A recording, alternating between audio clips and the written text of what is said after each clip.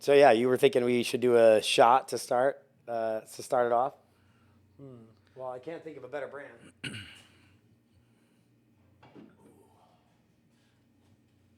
Actually, what's cool about this? So Cierto has a reserve and a private selection. So the reserve is actually the Fonseca library of tequila. They have 30,000 barrels. So they take a little bit of some of those barrels and put them into this. So the older the age statement, like the Repo has like 10-year-old barrels in it. The extra anejo is going to have like 40, just like a little bit, like how Louis puts a little bit of like 100-year-old cognac in there, drops. This is like a little more than that, but it's a finite product and it's really special. So It's amazing doing shots on, how you call it? this is Cierto. What's the name of the glass? Glencairn. Yeah. We're doing tequila shots on Glencairn glasses. Does Cuba have a glass that they use that's like unique to Cuba, or is it all just like a standard?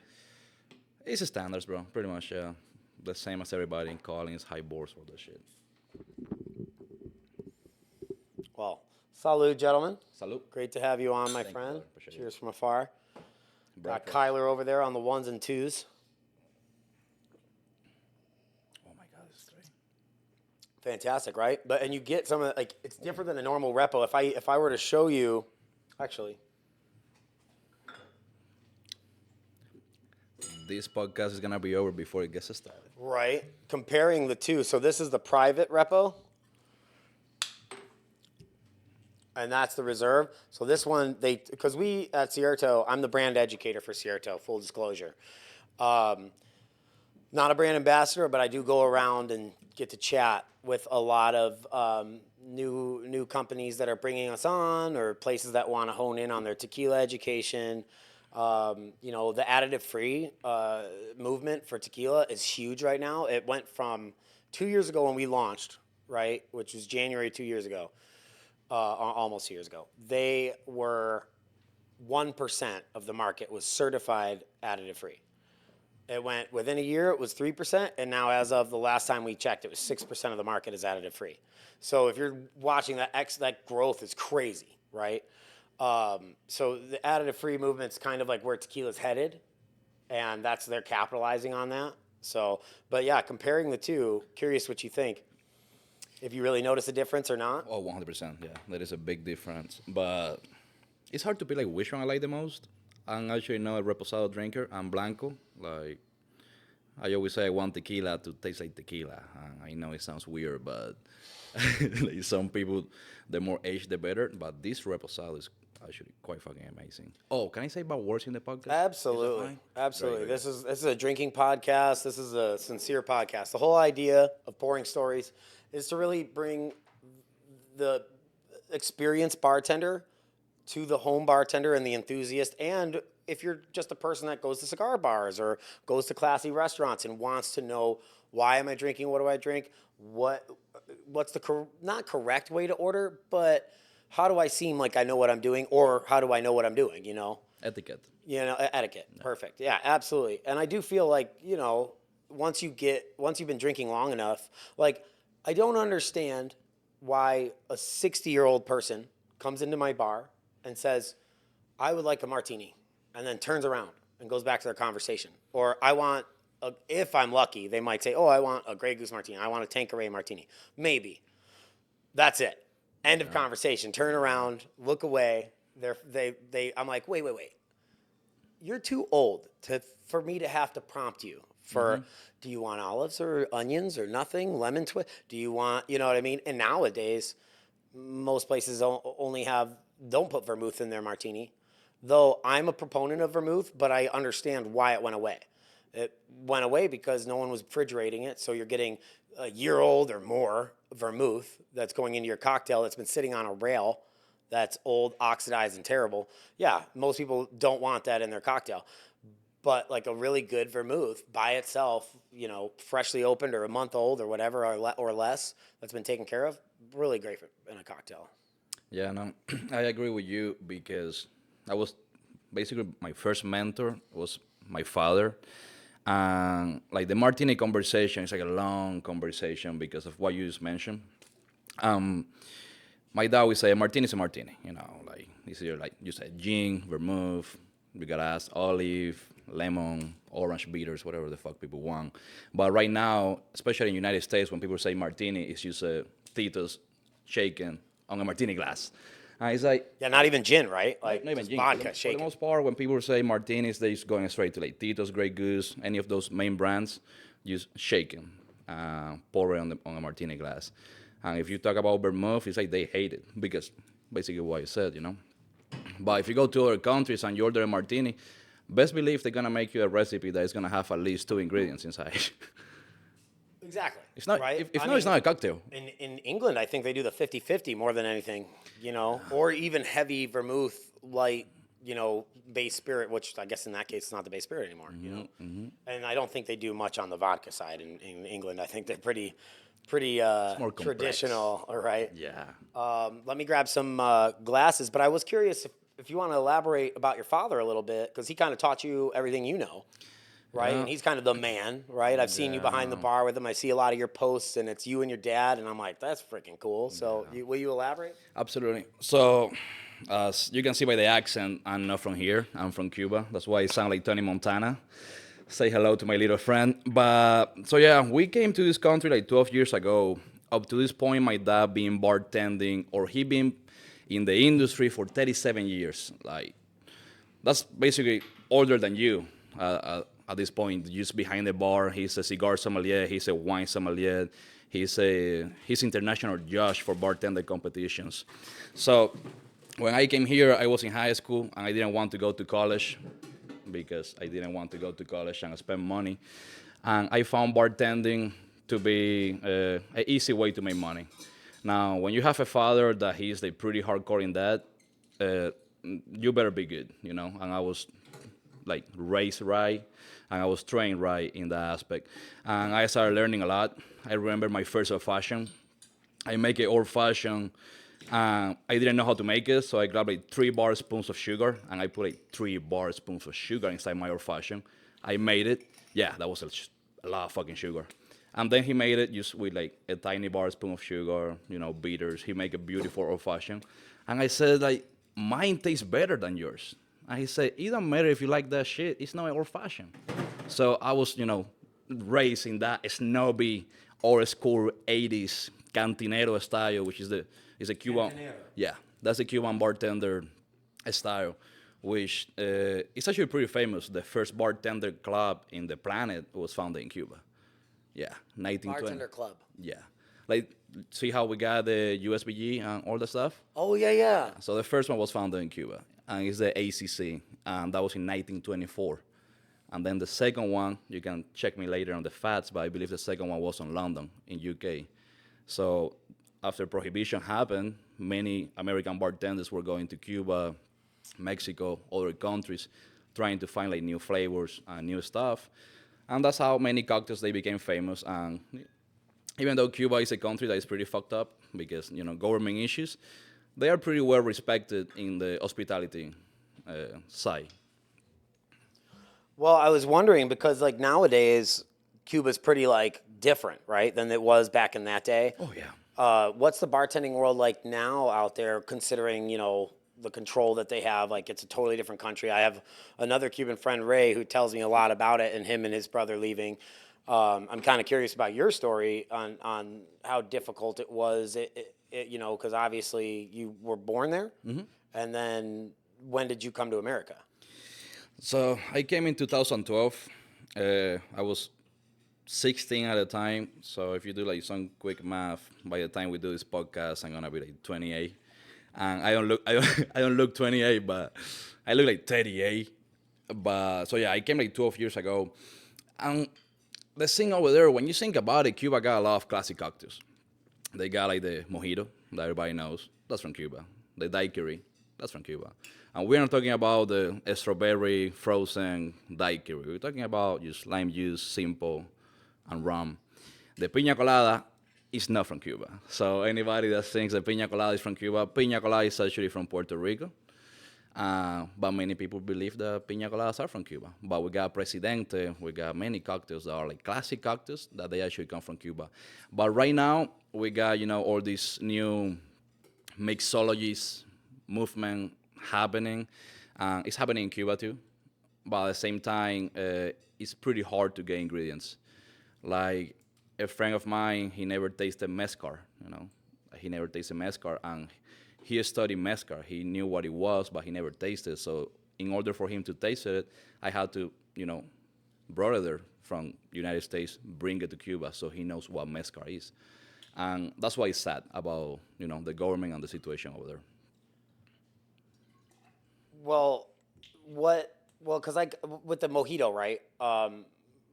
I had a Cuban guest that would come into I cut my teeth at Carrabba's, right? Like just a small, typical serving job, They moved me up to bartender, and then I kind of learned a lot there. I mean, I guess your first bartending job, it's like culture shock because the people that sit at the bars are different, and the people that it's like when you go from being a server and then you go behind the bar, totally different aspects. Server is like, hey, what do you need, and then goodbye. And then whereas at the bar, you get to know people. And I had a Cuban guy, and he would talk to me about like, oh, your mint, that's not the right mint, but we'll work with it. I'm like, all right, and he's like, and your lime's a little different. And I'm like, oh, okay. So I'm like, what the hell? So like, what's the mint there that, like, why is he was like, oh, it tastes different. The mint's like, I thought mint was mint. I know there's spearmint and peppermint. So yeah, I mean, see, these topics are the ones that they get snobby. It's like, so you got mint, which the translation to Spanish is menta. Then you got yerba buena, which is what we use in Cuba to make mojitos. But technically, even though it's a little bit different, it's the same shit. And I know somebody maybe in the comments are gonna be like, no, the mint in Cuba is better because of the raw and the water. And it's like, yeah, sure, whatever, bro. But so you're saying that you cannot make a mojito in any other part of the planet because they don't got yerba buena and they only got mint, which is technically the same shit. So again, like a Cuban consumer, like this, and this happens a lot in Cuba. If you smoke cigars, now you know more about cigars than everybody. If you drink rum, now you know more about rum than everybody. If you drink mojitos, you don't know how to fucking make it. But now it's like, oh, no, I know how to make a mojito. It's like, no, you don't. You're not a bartender. You're just a consumer. Yeah, it's a classic cocktail from your country, but that doesn't mean you're an expert at it. So, yeah, snobs, we're going to find them everywhere. It's definitely not listed. It's not limited to that specific either. I mean, you get into anything. Whiskey, people they learn a little bit, and now, they know more than the average person, so they feel like, oh, look at me. Yeah. I got so much more knowledge than you. I'm going to lay it down. Mise en place was lacking. I'm looking for agave currently. It happens. It looks like we're going to switch to sugar just because I can't find my agave. But that's bartending. Sometimes you have to wing it. Sometimes you have to wing it. So I'm trying to make sort of a clear margarita that has some spice to it. And I really wanted to use Ancho Reyes Chile Verde, the green. Didn't have that. So I'm using the Poblano because I kind of it'll give you a similar feel. But the Verde, to me, is just it's like almost a cheat for a spicy margarita. Yeah. So good. So we're going to see what happens here. Yeah, in my opinion, the Verde is it's the best one, bro. So good. I honestly don't know why people use the Poblano. The Poblano is used so much more. But I don't understand it because the Poblano's good, nowhere near as good as the Verde. Yeah. But we're about to find out if I can make it good. But, talked about Cuba a little bit. What's going on with Triple Crown? You're the GM there now. Last time, for context, we worked together at 8 Cigar Lounge. We opened that spot up together. When I left, you took over the program. I was shocked when you left because the place is so fun, and it's like any given day, who the hell knows who's going in there? Like it could be the coolest sports celeb, movie star. What have you? So Basically, I left 8 because I didn't want to like be related with the cigar industry that much. I didn't want like I smoke cigars every day. I smoke like if I got time, and I know it's a lot, and I shouldn't be doing it, and my cardio is trash, but I smoke like 5 cigars a day. So, and I like it, I enjoy cigars, it's fucking amazing, but sometimes when you make your hobby your job, then it's not the same. It doesn't feel the same. You're at a cigar bar now. I know, I'm trying to get to that point. So you always find a way back to that. So I left 8 because I didn't want to be like working at a cigar bar anymore because it was too much. For the record, I'm a Master Cigar Sommelier, so some people don't realize I know more about cigars than I know about alcohol. And I mean, when you're in the room with you, when you're smoking a cigar with you, everyone gets that idea right away. at the same time, it's not like that's everything I talk about. Sometimes I get customers and they go like, "What pairing do you recommend for this cigar?" And it's like, bro, like right now I'm drinking a rosé and I'm smoking a Maduro. Like, do you think I give a shit about it? It's like, do whatever makes you happy. Like, So are you a big on the pairings? Not to cut your story off, but are you big on the pairings, or you're like, kind of whatever you like is what you should drink? so a 50-50. When it comes down to pairings, I believe there is 2 types of pairings: gourmet pairings and personal pairings. So gourmet is when everything has to make sense: balance, contrast, geography, the raw, where where that product is coming from, where the wine is coming from, those ingredients, the food, the after dinner, all that stuff, cigars. But at the same time, there is personal pairings. Like there was a day that I was drinking a Chardonnay from Napa Valley, eating blue cheese with walnuts and smoking a Connecticut wrapper from Nicaragua, and it sounds weird, but that was like one of the best pairings I did. And then sometimes I make like some snobby stuff just because it makes sense, and it doesn't make sense at the end of the day. So when it comes down to pairings, it's like preference, bro. Like some people, they like to smoke a cigar and drink Coke. More power to you. I like Coca-Cola. I I feel like it's not a bad pairing. I love Coke, but on paper it doesn't make any sense. It's Really? Yeah, super sweet. The temperature is super high, so it's gonna numb your palate, your tongue.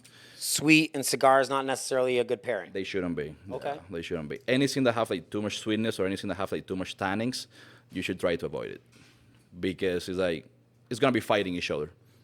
Cigars also have tannins, so if you go with like a super heavy Cabernet, for example, you're not helping that situation either. And if you go with a Piña Colada, now you're doing quite the opposite. You're going from one extreme to the other, so you should try to be in the middle. But again, it's just complicated. But the reason why I got the Triple Crown is because, funny enough, you can put it in the podcast. My bosses, they're not gonna be mad about it. We actually joke about it. Thank you. When I applied at Triple Crown, that was before they opened. I applied over there, and basically the guy that is the director of operation and he's a partner, he sent me an email back like, "Nah, we're good. We don't need you." And I'm like, cool. And I was recommended by a lot of people. And then another person recommended me again. "Hey, I got it. This guy, he knows his drinks and he knows his cigars." And he was like, "What's his name?" "Christian Cepero." He was like, "Nah, I'm fine." He didn't want anybody that knew anything about cigars or alcohol, how to run the business. They didn't want anybody. They wanted to do it by themselves. It's like 3 guys that they put everything together, they put their money together, and they made it happen. You gotta respect the fuck out of that. That's like the American dream right there. Absolutely. Like they put their money together. Only one of them knows about hospitality. The other 2 didn't know rat shit. And hospitality is complicated. Right. This shit is complicated. They were like they go into cigar bars. They understand what a good cigar bar is, but they didn't have that whole backbone of, making sure the guest has every need met, or Yeah. before they need that need, you see the need. Yeah. And you go, I'm going to make sure they don't have to ask for that. Like your water is a third full now. I want to top that off. Exactly. You know what I mean? Yeah. You don't wait for it to be empty, right? Or be asked. Absolutely. And so I started hanging out there like a consumer. And one day I said, "Hey, do you guys buying this cigar for me that I'm going to be like consuming?" And they were like, "Yeah." So they got that cigar at the humidor. Another day they were like, "Hey, do you mind doing like guest bartending?" And I did like a guest bartending. I remember those. I actually thought you were already working A there. lot of people were under the impression that I was working over there, but again, I didn't want to go back to a cigar lounge. Cheers, by the way. Cheers. I already tasted it. Cheers over to you. It's actually great. It's okay. It's not, that's the fun of this is kind of experimental. Let's try things. Not every cocktail is going to be my favorite. I'm the worst critic of my own cocktails. It's I know nice. you. It turned into sort of an old-fashioned riff, Yeah. kind of. I like it. But back to Triple Crown.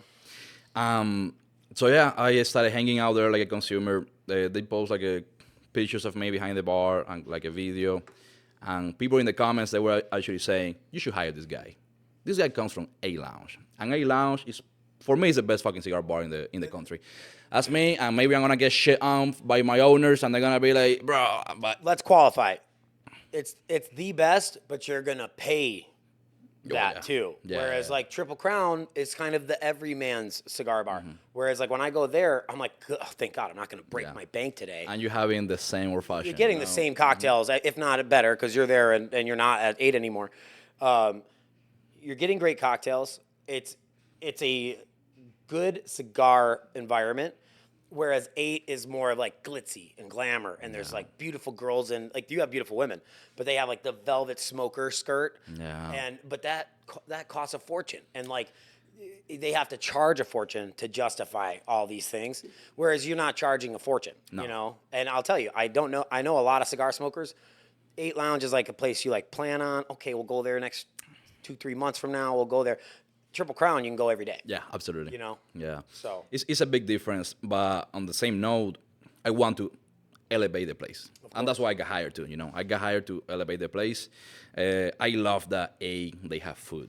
You know, having Bresa is fucking amazing because you're smoking cigars, you're drinking, you're getting kind of fucked up, and then like you get a pizza, it's fucking great. Or you get like, whatever from Bresa, the food is amazing. A lot of people wouldn't think to eat at a cigar bar, but like when you're a cigar smoker, no difference. It's like, when I was opening up 8 with you, and we're talking about the menu, there was the thing about like, a lot of people don't like to eat in a cigar lounge. And it's like, I feel like that was a lot of our thought process was coming from people that don't smoke daily. That, you know what I mean? Like they've operated a lot of bars, but they haven't been in a cigar lounge. And I'll guarantee you, some of those people like John Pettei, I bet you he smokes more cigars now than he ever did in his past. Absolutely. You know what I mean? Yeah. And then when you came into the class and showed us, you basically taught us about cigars during our training for opening that bar. And it opens a lot of people's eyes to like, it's more than a habit. It's more than like a fix, right? It's more of like It's a lifestyle. culture, a lifestyle. Yeah. And when I people ask me like, "Oh, do you golf?" I'm like, "No, I smoke cigars instead." Like, so it's like I picked up cigar smoking because I wanted a place to have business conversations, and those high power conversations, they don't happen at like loud bars. You go on the golf course. It's a very, old school way doing it. You go out with a foursome, you talk business the whole day, you go out where, a cigar, you're there for hour and a half sometimes, on a single cigar, and you're committed to that conversation for that long. You know what I mean? So the cigar world, I think, is only just getting appreciated, and it still has a long way to go. Like how many cigar bars have popped up in the last couple of years, including Triple Crown. You have Smoke over on my side of town, Southwest. Tap and Ash, and that's near the Arts District, right? Yeah, yeah. There's so many. There is one that opened like 3 weeks ago. There is one that opened 1 week ago. Yeah, there's one called like Las Vegas Cigar Classic that is pretty new. And they opened with our bar, and now they're gonna be doing a bar because like people are not looking for the cigar lounge where you got only the big couch and the big TV. Now people want to actually have drinks too. You know what I mean? So cigar bars are popping more over time, and supposed to be I kind of like really testify for this, but there is a couple casinos that are actually opening cigar bars soon too. Soon meaning like a year, so that will be interesting to see. Yeah. Yeah. Well, and that because I'm trying to think of you had Monte Cristo. There is Monte one, Cristo at Caesars, and one which apart. no offense, Monte Cristo, not my favorite bar. It's too don't get me wrong, they don't need my help. Their business is good. They're full and they're all the time. But that's a kind of the problem. It's like packed, too brightly lit. Like when I go to a cigar lounge, I kind of want that like low key, like almost can picture jazz playing, you know. So Monte Cristo is more of like the Walmart, you know, where it's just like very big, very bright. You know, they have a lot of cool cigars there, but I don't enjoy the environment there, you know. And I feel like that's kind of that thing. Like a cigar culture is a more laid back kind of, you know, not hushed tones, but a quiet conversation, you know. There's not too often you hear like the woo people, you know, that's a different bar, Yeah. right? So I find such affection for cigar bars. If only I didn't feel I needed to like come home and totally like wash everything. Like I go brush my teeth. Like I had a girlfriend that doesn't smoke or do anything at the time when I was working at 8, and I would come home and before I'd be like, I'll talk to you in a minute, and I would completely strip down, go upstairs, shower, brush my teeth, because it just like sticks on you when you live in that room for 8 hours, you know. Sometimes more than 8 hours. Man, when that place was starting up, man. But you know, and I'm guilty of. I love where I work. There's only been one time that I hated the restaurant I worked at. Other than that, I normally like where I work, and I find it hard to leave. You know, at 8, I would clock out, and then I would go and sit on the bar, and I would smoke a cigar. And what was great about 8 is you never, like, I didn't know who I was sitting next to, and I've had conversations with sports stars and all this stuff there, and you're just like, oh, what do you do? You know, and they're like, oh, I play ball. And I'm like, huh. Should have known that. Yeah, you know? no, it's crazy. Yeah, I do love that whole environment and that concept. Let's talk a little bit about last night, dude. We had a cool ass competition at a pretty cool venue. I feel like a strip club is always going to have a fun cocktail competition. We did so. Our sponsors were Passau, which is like a passion fruit liqueur. What was it? Campari. We had Weber Ranch vodka, which is really cool. It's a vodka that's distilled from agave. You know, so pretty awesome. First ever. First ever, and we had a tequila class at Southern Wine today, and we were talking to Igor, who is like the national ambassador for Patron, and he was talking about all the ins and outs of tequila. But he was saying that right now agave is cheapest it's like at its cheapest. It's like comparatively it's dirt cheap compared to what it is on its highs. So now it makes sense that because I think we were talking about, you're like, why would they make it out of such an expensive distillate? And I asked that question today. I'm like, man, it seems kind of like stupid. Like, you know, but I guess according to Igor, it's actually really inexpensive right now to get agave. And he said what's cool about having inexpensive agave is that you're going to start to see more artistic expressions where it's like, oh, they experiment more, you know, because you can waste it, you know, whereas when it was, however, I remember a few years back when they were talking about how expensive it was, you know, it's like bare minimums. We're not doing anything special. Keep it, you know, trying to keep it as cheap as possible. Yeah. So that's pretty interesting. You won the competition. I took third. That was fun. We actually went head to head at the end. I may have blacked out. I enjoy competitions. I'm not there to win. I want to win, but I don't care about winning. And I'm really there to have such fun that, you know, once the booze starts flowing, and you put a drink in my hand, it's going to continue. I'm just a continuer, you know? So as soon as that's empty, I need to put something else in my hand. Someone puts a water in there, I'm going to drink that. But that's going to be gone fast. I'm going to need something else. So I got a little carried away last night. I don't remember losing that first spot, but I do remember you winning. So I was like, I had to ask you what the secret ingredient was today. And I do remember it vaguely about the creme de menthe. Your cocktail was, tell me again, your cocktail? The last one? Yeah, pretty interesting because the mystery ingredient was creme de menthe. Yeah, it was Boar's creme de menthe. The last cocktail, because, I mean, to give some idea, the competition was about the porn star martini. Oh, yeah, So absolutely. that was the beginning. It was multiple rounds, and it was like Iron Chef style. So they were like secret ingredients, and it was eliminations. I think we started with like 12 bartenders. I don't remember how It many. was supposed to be 12. It went down to 9. Then Joe Pereira stepped up, and he was number 10. But I have my own things to say about that. He's an impressive guy. I am blown away. I was like, his cocktail's gonna be shit after the way he made it, because he literally lifted his glass like this and poured the spirit like this with no pour spout, so he's not counting. He was fucking around, and it worked. And the cocktail was delicious. And it worked. And I'm yeah. talking, he was like, "Oh, what's your brand? What's your brand?" So he went to each person and put their brand in that batch, and he just made just the most random. Didn't care about winning. Did make it to the next round. Yeah, no, it was quite impressive. So yeah, it was multiple rounds. I got lucky that the first cocktail was actually, I mean, pretty good. I want to say not because I made it, but it was good enough that I made it all the way to the finals without having to go to the semifinals. Yeah, you got to skip round 2. Yeah, so that was actually pretty dope. Then you guys that were in the semifinals, your secret ingredient was Hollahead whiskey, the one that is owned by Dana White, the banana bourbon whiskey.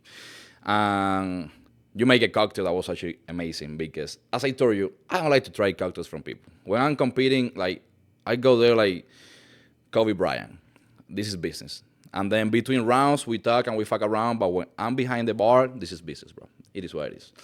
Opposite. I'm so different than that. Yeah, I'm yeah. just fucking around. That's why I don't. That's why I don't compete too much because my anxiety and I really get on the zone. because you care. Yeah, Because yeah. you care what you put out.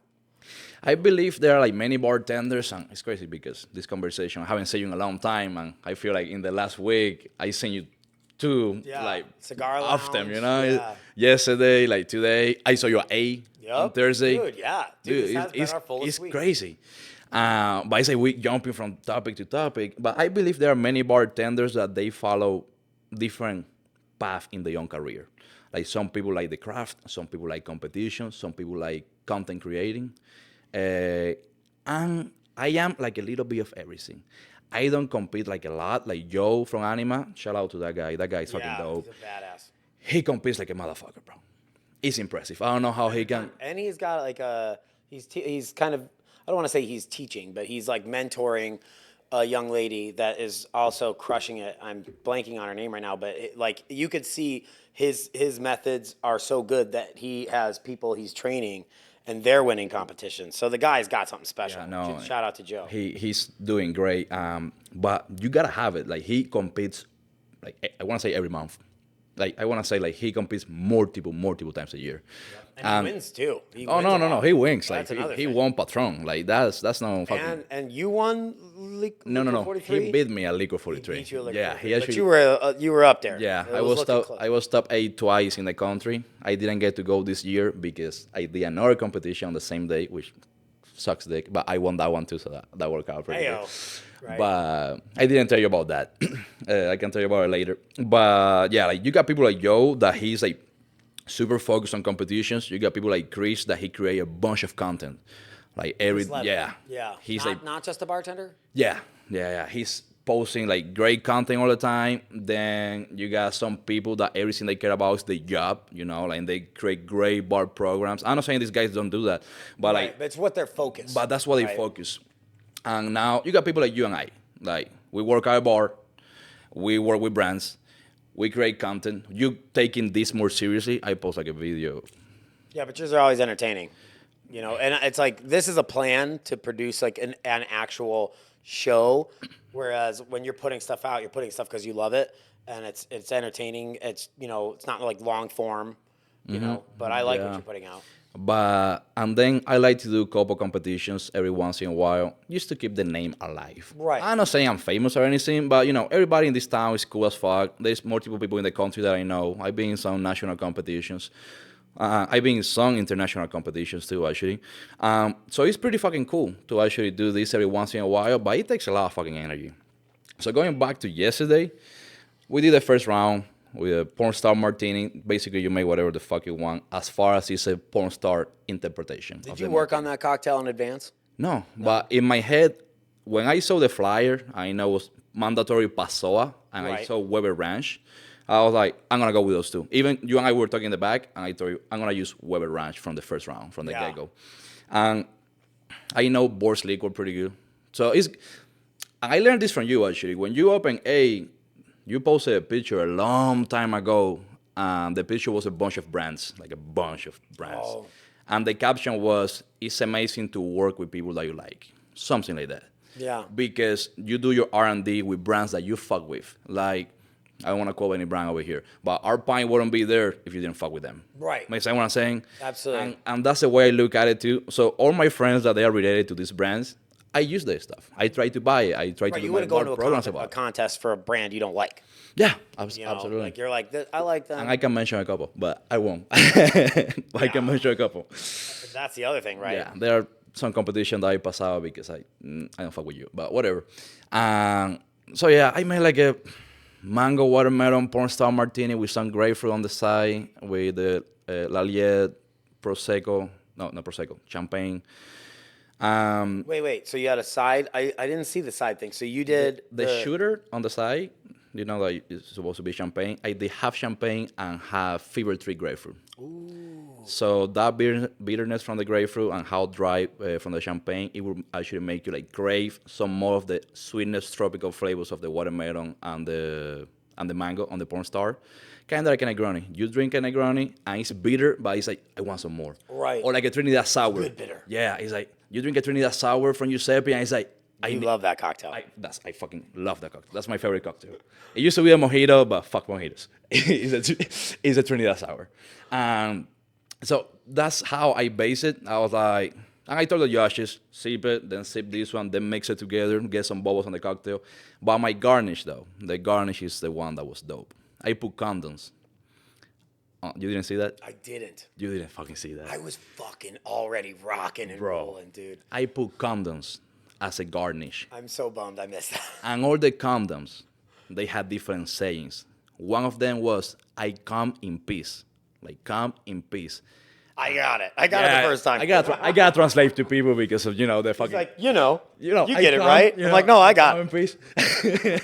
Sorry, I do that. I may explain shit sometimes. Oh, my bad. But it's because of my accent. It's not because of people. But there was another one that said, in case you fuck Rob. Amaro? That's what it was. And because Holy shit. yeah. That's why you jumped to the next round. Yeah, right because there. the judges, they were like porn star.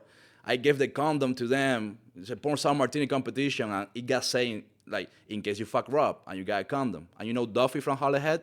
Yes. Okay, it was like 6 condoms that say, in case you fuck Duffy. And it was attached to the glass. Oh. So, like, that entertainment was, like, pretty good. He People just got liked hired by Howlerhead, by the way. it.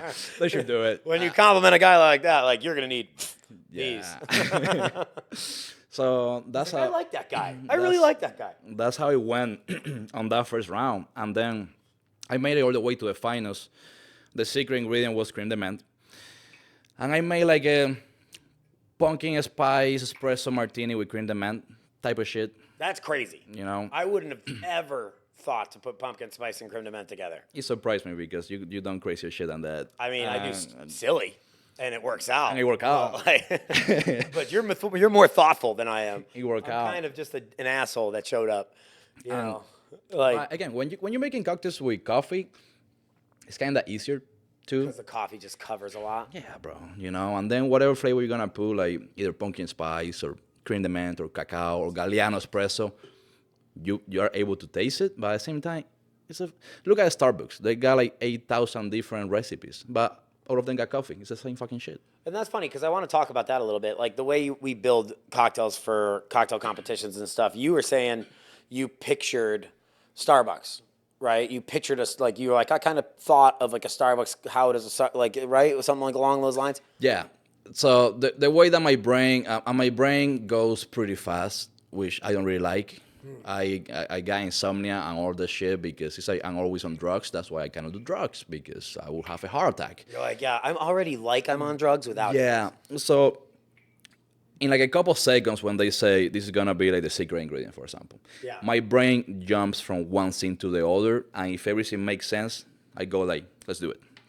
So I was like, all right, it's gonna be cream de menthe. We are in fall season. The judges are porn stars.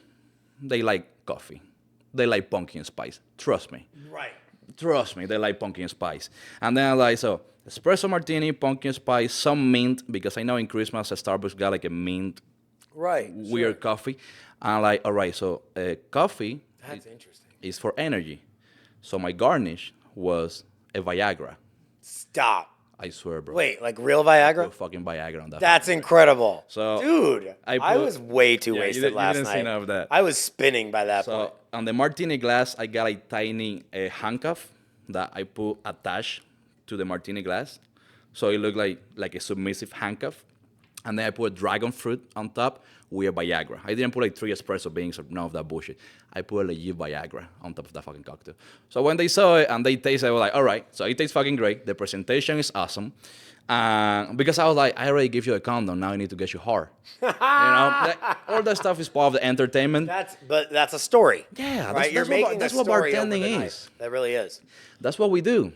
Some people see in bartending is just like having a vest and a tie and, being all straight, fucking using a mixing glass. It's more than that. Yeah, that's just. I'm putting 24 ingredients in a cocktail. It's like, You don't. With how much things cost these days. When I go to a restaurant, I don't need you to go over the top, but I want to know you give a shit. And when I have a person that almost seems like ungrateful that I'm not saying like, oh, I'm here, but I'm saying the patron is what's keeping this bar and restaurants alive. And sometimes you walk into bars and it's just like, oh, what do you want? And you're just like, I mean, I want you to have a little better of an attitude. You know what I mean? Because it's just like when you ask someone how their day's doing. I don't want you to tell me you're having a bad day. Unless you're a close friend, and I actually am going to delve into this and we're going to get to the heart of what's going on with you. If you're a coworker, and I'm like, how you doing today? And you go, well, I'm here. yeah. I'm like, yeah. oh, so should I be bummed too? Because you just bummed me out. Like, yeah. I want like an energy. When I come into work, I do come to work. I'm a fanatical worker. Like, when I clock out, I'm a maniac. When I clock in, I'm a maniac for the bar. Mm-hmm. Like, all I care about is how does this bar run better? How can I help you? What's the task that needs to be done? I don't care whose job it is. Needs to be done. Let's do it. I'll do it. You're not going to do it? I'll do it. Bang. Perfectionist too. Yeah, to a fault. Yeah.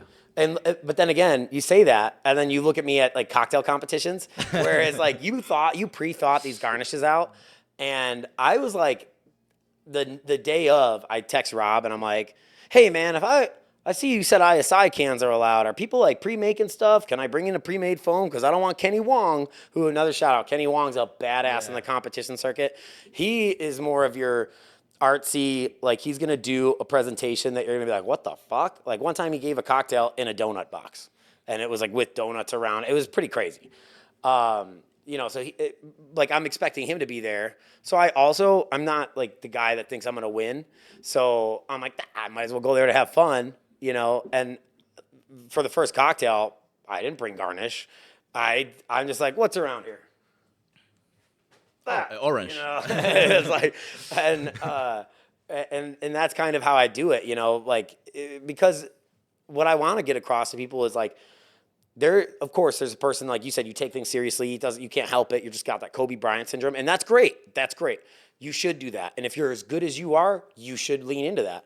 But I also say to people that think because you're in the competition that they're like, fuck, I don't really want to, this is like really nerve wracking and all that. I'm like, if you go there, like, because you need to win, yeah, it sucks. You're not going to have a good time. If you go there and go, I hope this is fun. I hope we have a good time. It'd be cool if I win, but fuck it. It's like you learn so much, and it makes you, honestly, a way better bartender doing competitions because a good judge is going to ask you why you're doing stuff, what'd you do here, why'd you put this together, and sometimes when you're first doing it, like the first time you do a comp and they ask those questions, you might not have good answers. You might be like, well, peach tastes good, so I put peach in the drink. You know what I mean? But it's like, well, my first cocktail, again, off the cuff, I'm sitting there and I'm like looking at what we have, and it was Real syrups we're sponsoring, and I wanted to use a Real syrup because of that. So I'm like, okay, I'll use and I was looking for pineapple juice, but I couldn't find pineapple juice. We didn't have it. Right. So I used the pineapple Real, and it was a excessively long name for this, but cocktail competitions, you can have long names, whereas you can't do it for like a cocktail menu. Cocktail menu needs to be kind of concise and real catchy and rolls off the tongue. Cocktail competition can be kind of funny. And as long as it's funny, your name could be as long as you want it to be. So mine was Pineapple Makes It Taste Better. Porn star cocktail competition, so Everybody got that one too. that was fun. That was a lot of fun. But again, I looked around the bar and I was like, ooh, peels. And I peeled.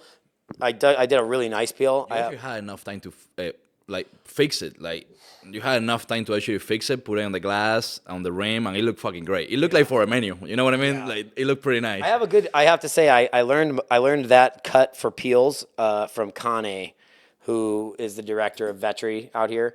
And he showed, like, I just remember like garnishing kind of typical like parallelogram, and you just kind of wrap it and it kind of sits on the rim.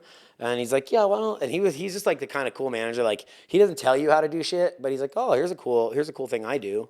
And he like, Okay, he's teaching you and he's teaching telling you, but it's use it. very unpretentious way of teaching. He's like, take it or leave it type teaching, So I always like that.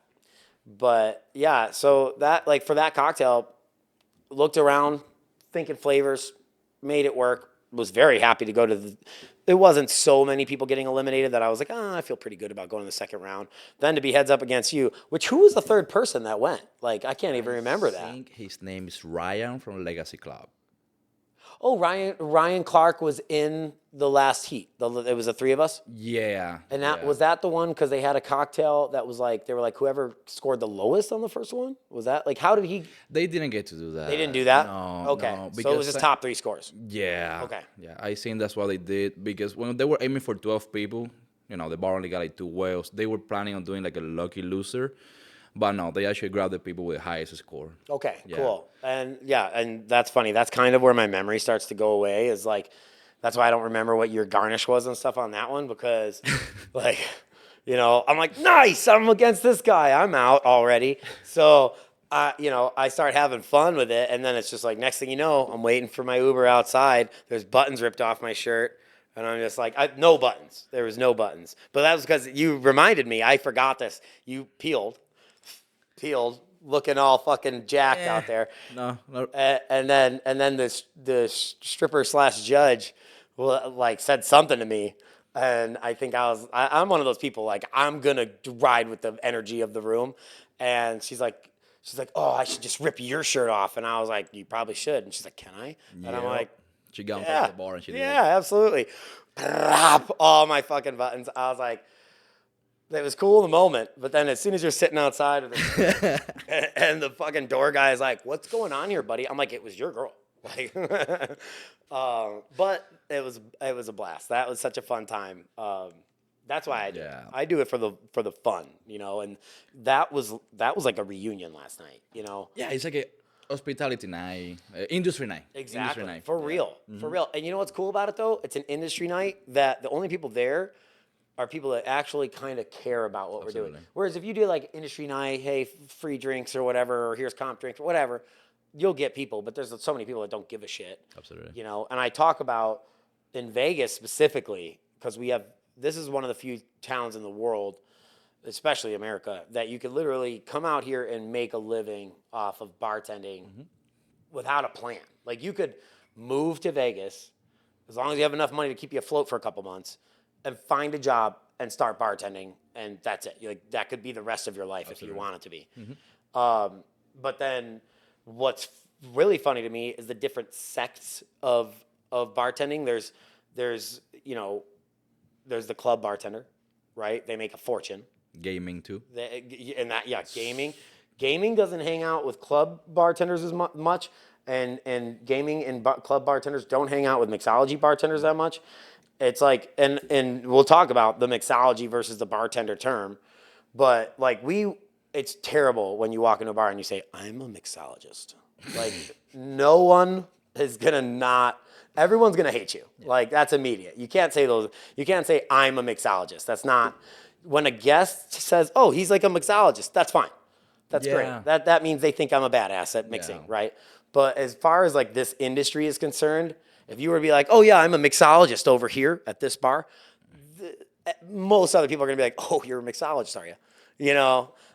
So it's kind of got a fuzzy word. It's a weird word that we practice mixology, but we're bartenders, right? Yeah. You know, even though we are mixologists, you know, it's one of those terms that's not welcome. That's the way I look at it.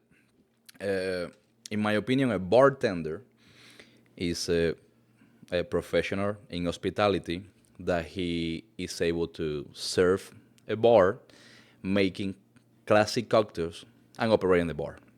So if he knows like 200 classic cocktails, Manhattans or Fascists, Negroni, all the stuff, that's a bartender. A mixologist is a bartender that knows how to execute classic cocktails, and at the same time, he's able to create new ones. Am I saying what I'm saying? So, But you wouldn't call yourself a mixologist no. to exactly. and there is this thing right here that, like, it fucking grind my gear sometimes when people, you know, they are mixologists because they created a bar menu, but then you go like, can I get a last word? Can I get penicillin? Can I get a mojito? And they don't know how to fucking make it, you know? It's like, oh, you know how to put 8 ingredients in a fucking cocktail. You know how to smoke rosemary. Anybody can use a fucking smoker. Oh, you know how to use ISI. That's cute. But you cannot make a fucking Trinidad Sour. You cannot make classic cocktails. You cannot make anything like that. So you're not a bartender. You're just cute. Anybody with apron, I'm not fucking bashing anybody, but it's like, anybody with apron, a smoker, a handlebar mustache, and a fucking black glove, it's like, oh, I'm a mixologist. All right, that's fucking great. Make me a daiquiri. Oh, I don't got a blender. The fuck are we talking about? Right. You know what I mean? So that happens sometimes. I believe you gotta be first a bartender. Like, I can ask you any classic, well, almost any classic cocktail, nobody's fucking perfect, and you know how to make all of them. For the most part. If I can. And then if I tell you, hey, you know what? Make me a Viagra Red, but like your own version of a Viagra Red. You can also make that. That's what makes you a mixologist. I like your statement. I'm gonna pivot because I view, and I like this, right? Because again, we have a lot of this. We are very similar in a lot of ways in our bartending and how we appreciate the craft. To me, a bartender is literally a person that tends the bar. Does not mean I know every cocktail. To me, I don't know. Like if someone comes in and goes, I want an Alabama Slammer. I know that's a basic old cocktail, and I know the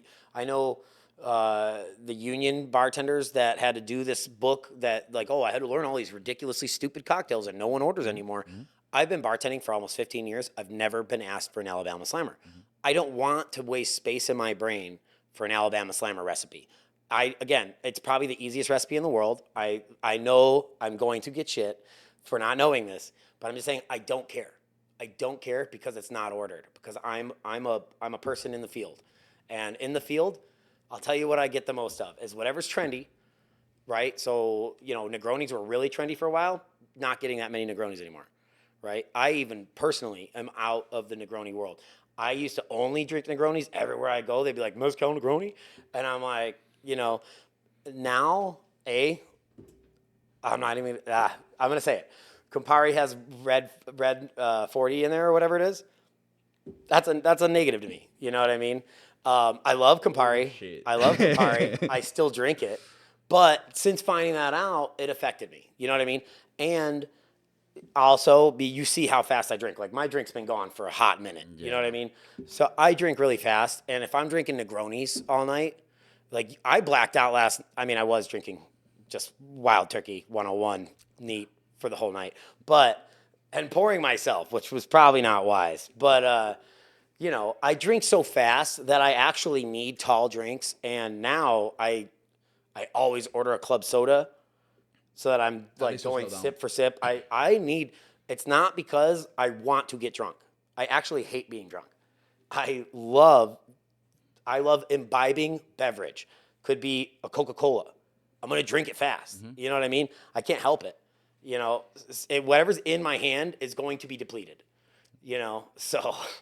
Speaking of which, do you think that we can make a Trinidad Sour?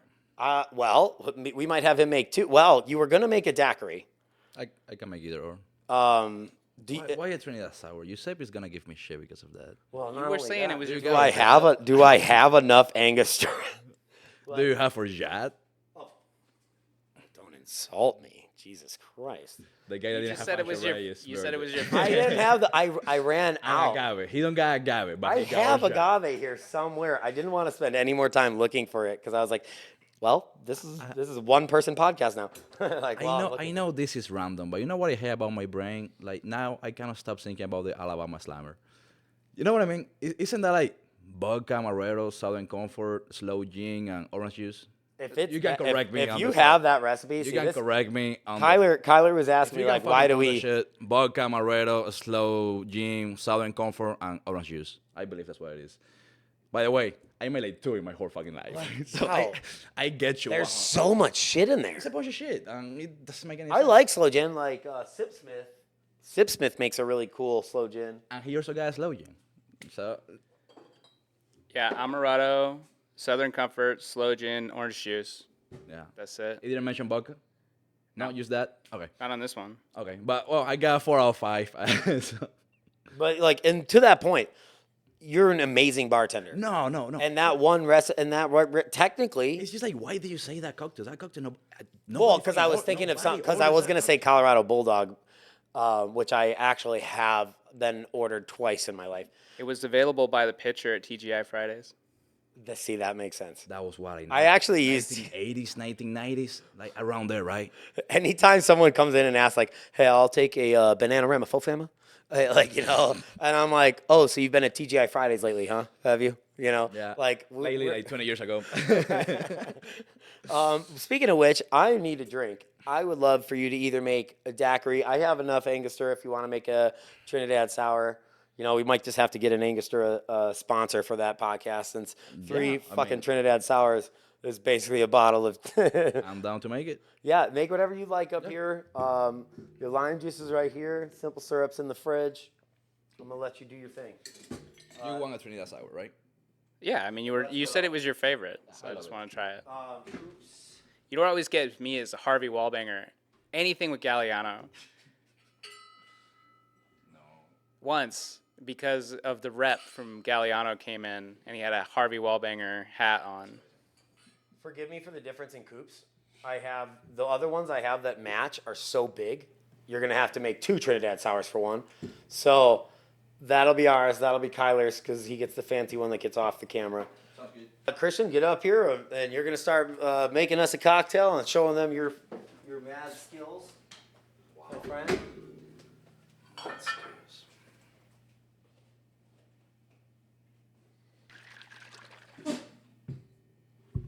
Any right whiskey you want me to use?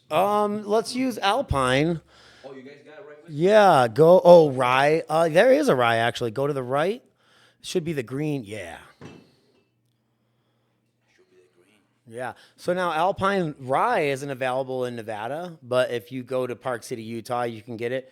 Full disclosure, that's another brand that. So I have a company called Raise the Bar. It does private events and staffing. We do everything from a house party to a wedding.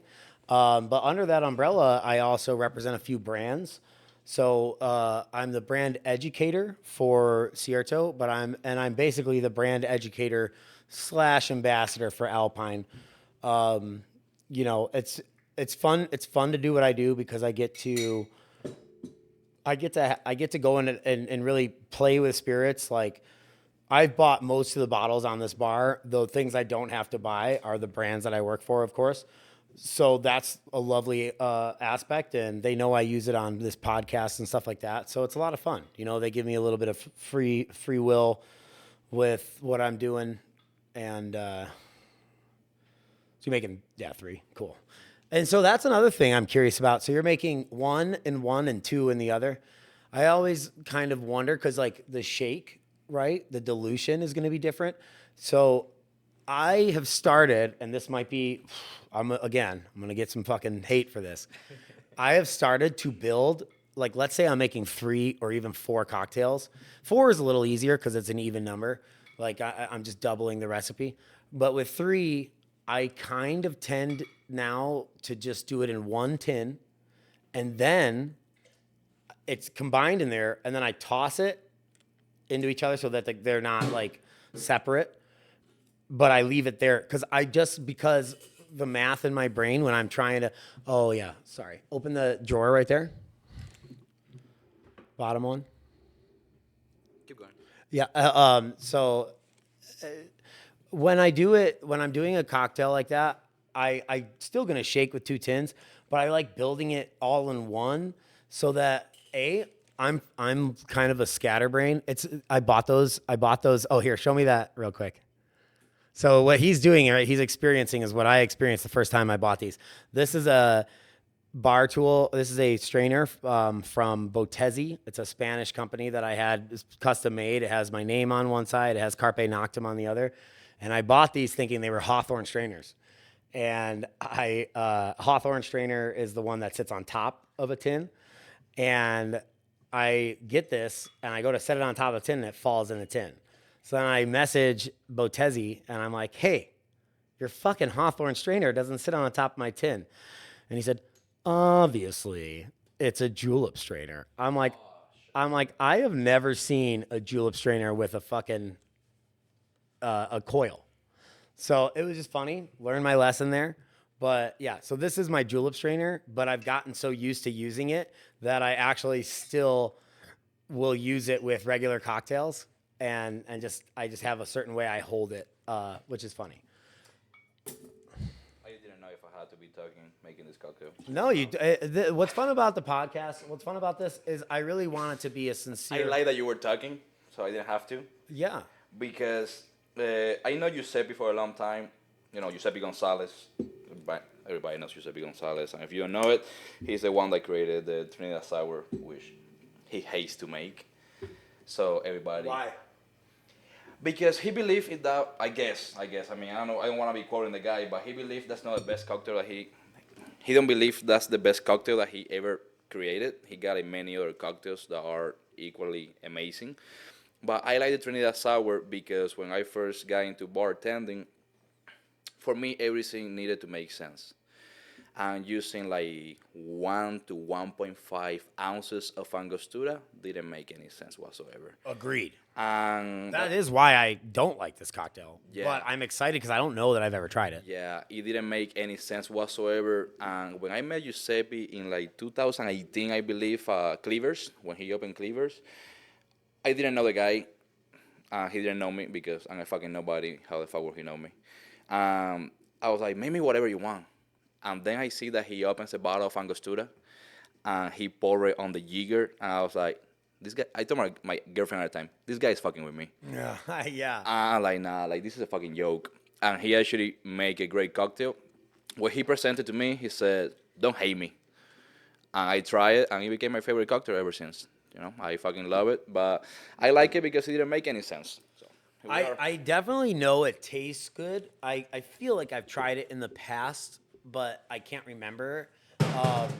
But I'll say that I have become an operator so when we met, I had just opened up Gatsby's at the Resorts World, which that was April of 2021, and I knew that Click was opening up a property on the same in Resorts World as well, second property, and I was very ambitious. So they bring me on to Gatsby's, and I honestly took the job a little underprepared. I had never run a bar team before.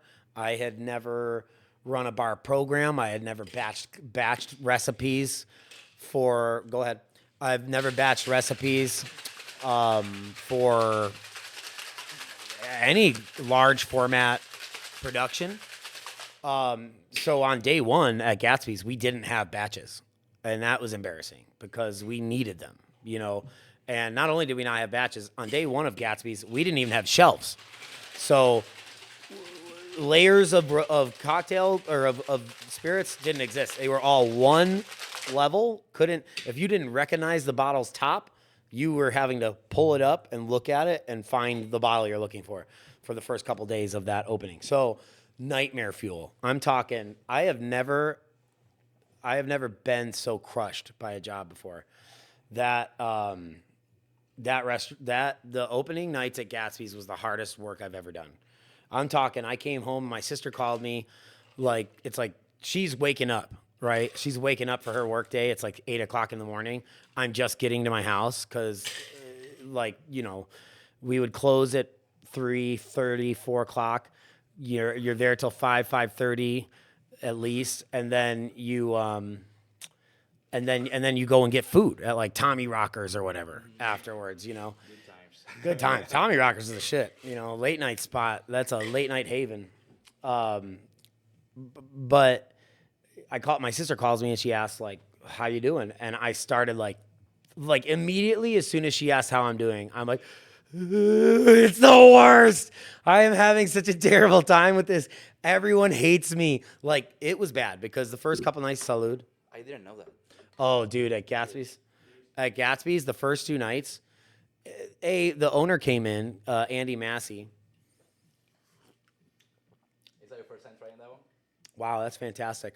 Though I feel like you could find an Amaro and make the same type of cocktail. Pretty sure I've had it a long time ago, but That's delicious, though. years. That's delicious. Maybe But the it makes sense. beginning of my A cocktail. bottle of Angostura is like almost $20, and that's all. He used probably half a bottle for 3 cocktails. Yeah. But not only was I out of my depth as far as I just had never done that, and I should have had a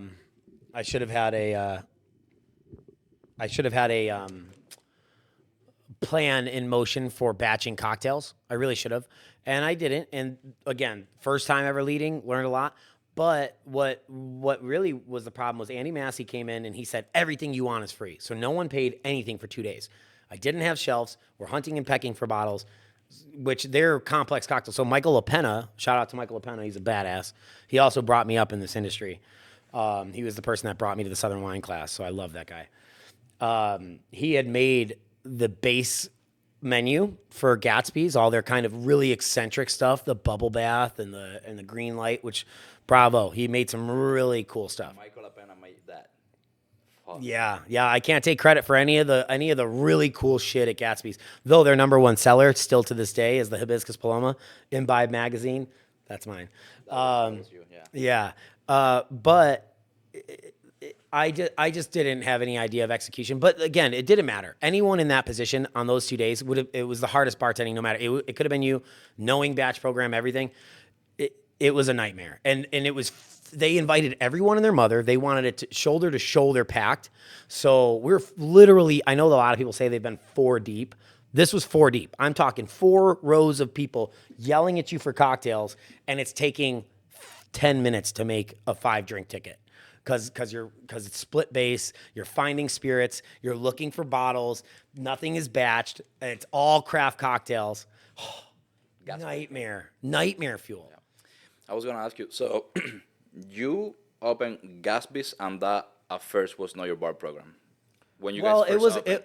When we opened, I was the lead. I ran the bar program, but they contracted Michael LaPenna to the menu. way before they opened. Got you. Like months before. And he's probably spent a couple months making this menu. I don't know what his fee is, but like it's a consulting fee, made the menu and then we launched. Pretty good menu. Great. Yeah. But no one, man, Michael LaPenna knows his shit. when you opened 8, that was your menu. 8 was so cool because I had understood leading the team.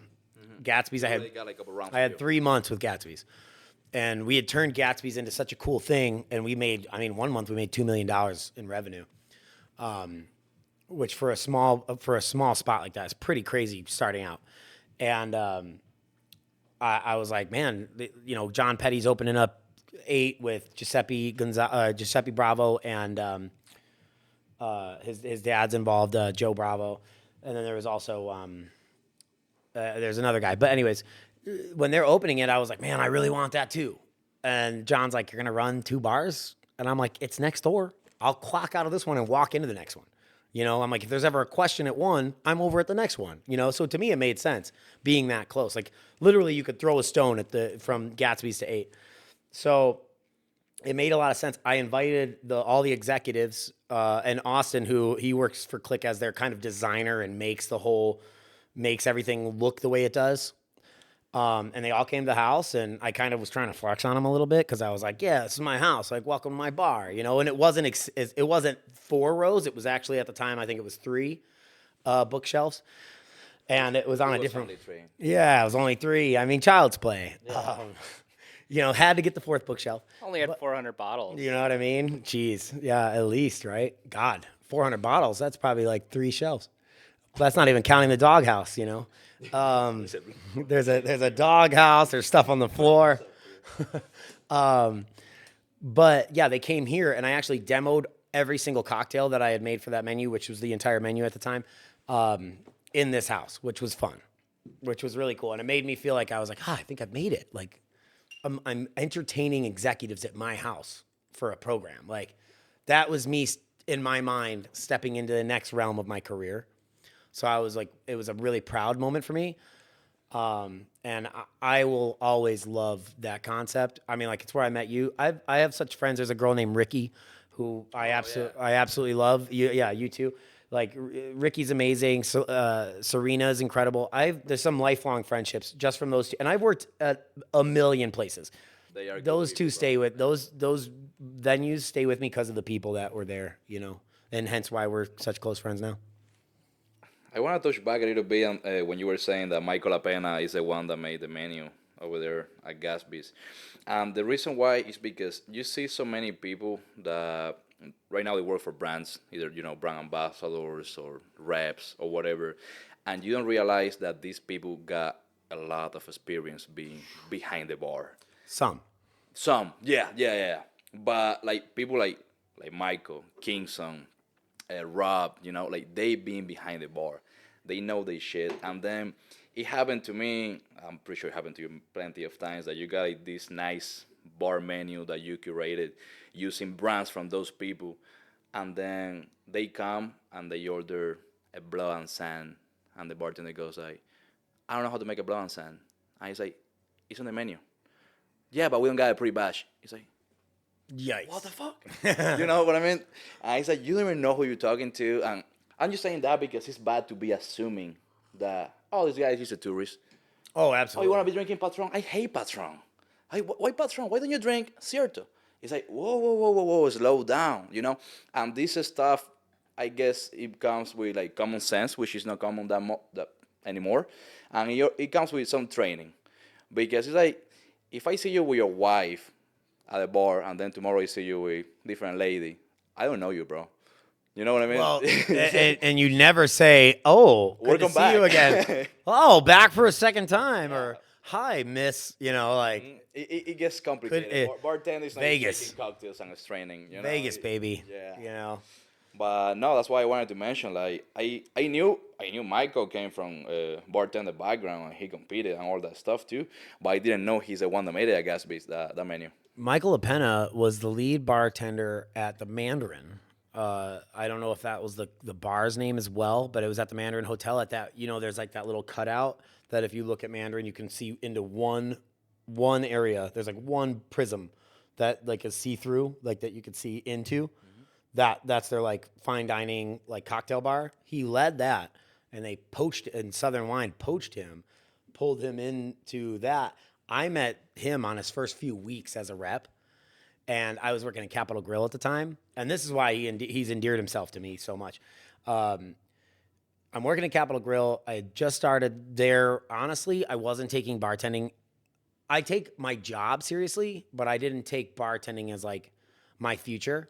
I just kind of was like, I bartend right now, And first time he talked with me, he was really nice and accommodating and cool. And the second time, I'm like, hey, man, like, just super happy. I got the keys to my house. My house was just built, And he's like, congratulations. Boom, puts a bottle of whiskey on the bar for me. He's like, that's yours.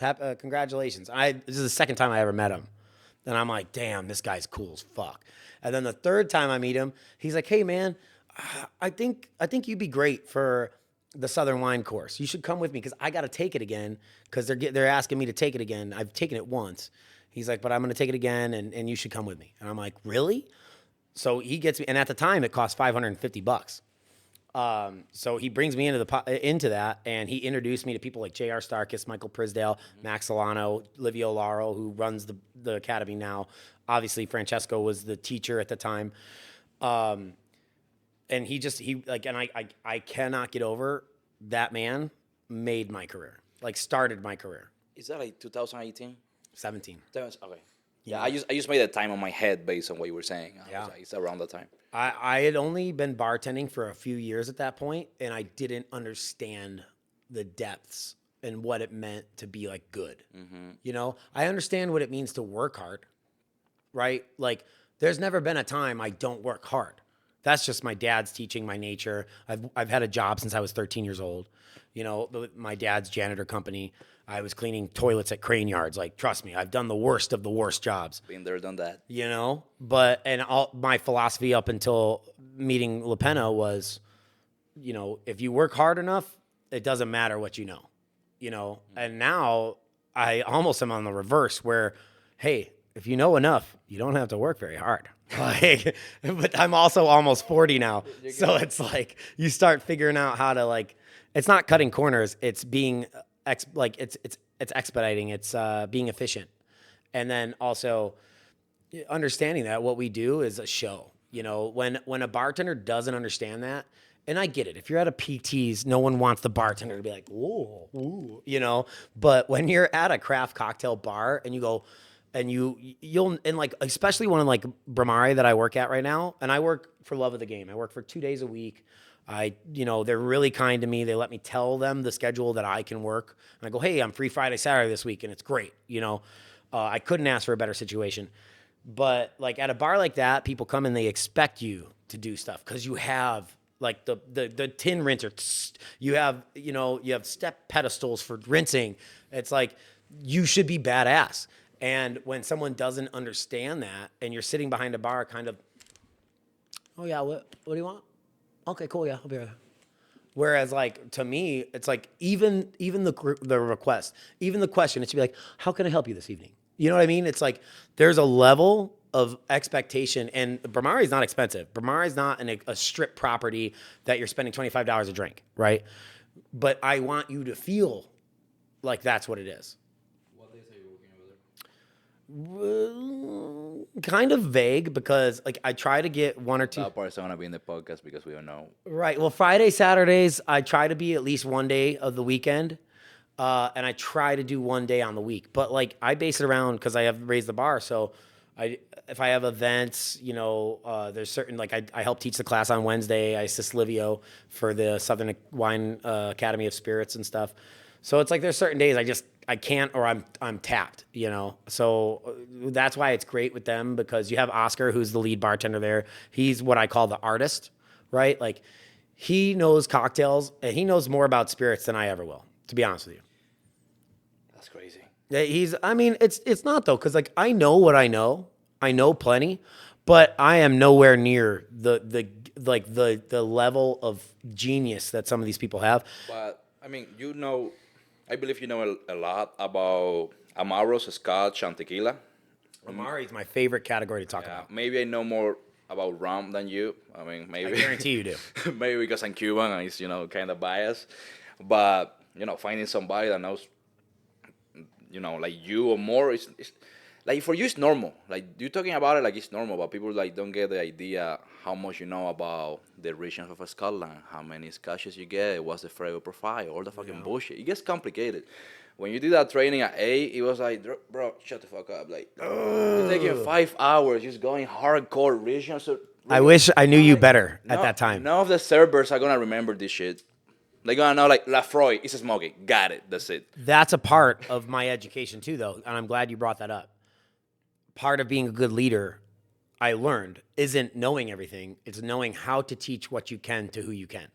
Like, and multiple other things, of course, and I have philosophies that we could maybe have a whole episode about leadership, right? And I have a rule that if it's a hard task or a task that people don't want, you be the first one to show them how to do it.